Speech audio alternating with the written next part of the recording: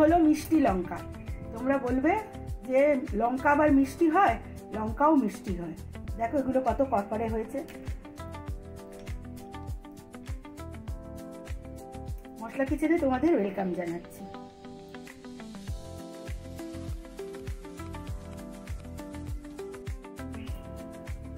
মিষ্টি লঙ্কাগুলো বানাতে আমি এই বাটির 1 বাটি চালের গুঁড়ো নিয়েছি, আর 2 চামচ মতো একদম ফাইন সুজি, আর দেখো 1 চিমটে নুন নিয়েছি। এবার এটা এর ভেতর দিয়ে দেবো।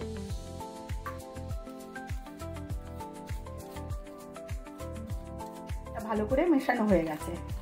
এবার এটাকে আমি নর্মাল জল দিয়ে মাখবো, অল্প অল্প করে জল দেবো।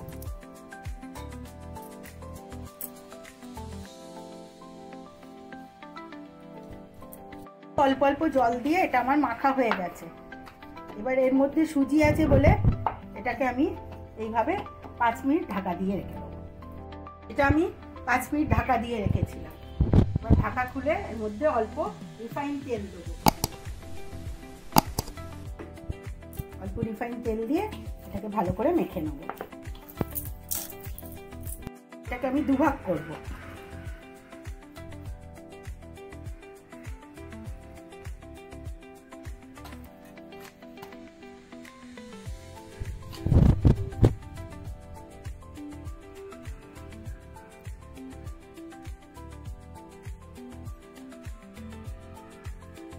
এটা হলো আমার রেড ফুড কালার, এটা আমি এর ভেতরে দেবো।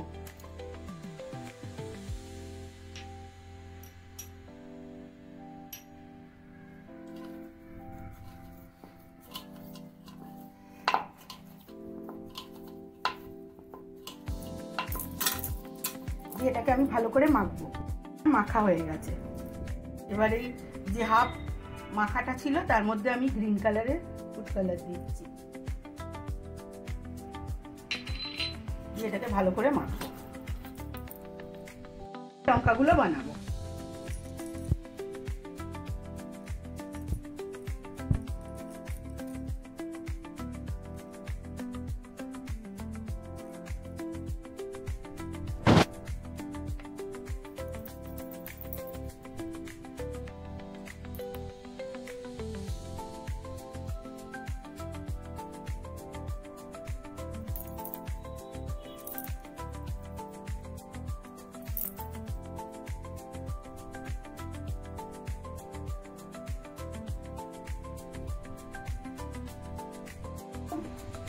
বানানোর সময় না মাঝখানটা একটু এরকম ফাঁকা করে দেবে, দিয়ে হালকা হাতে এইভাবে লম্বা করে নেবে। লঙ্কাগুলো আমার সব বানানো হয়ে গেছে।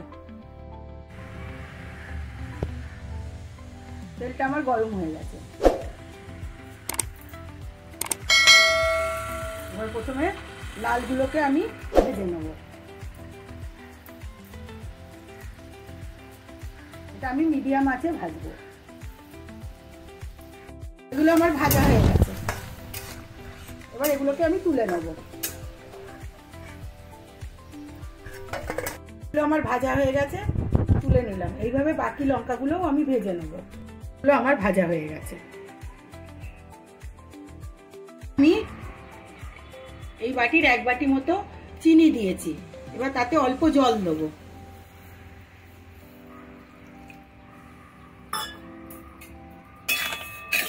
চিনিটা গলতে দেবো। এবার দেখো এটাকে আমি দেখবো একটু চিটচিটে হয়েছে কিনা। এটাকে আমি ফু দিয়ে ঠান্ডা করব।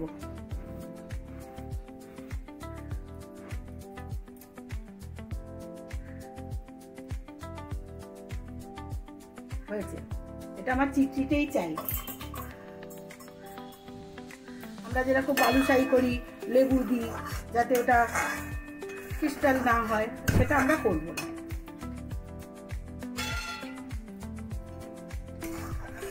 লঙ্কাগুলো দিয়ে দেবো।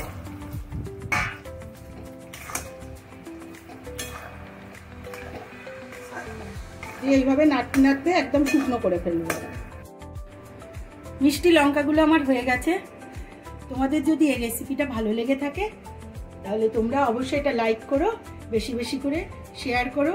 আর যারা নতুন আমার চ্যানেলে এসছো তারা অবশ্যই আমার চ্যানেলটাকে সাবস্ক্রাইব করো। ভিডিওটা দেখার জন্য তোমাদেরকে ধন্যবাদ।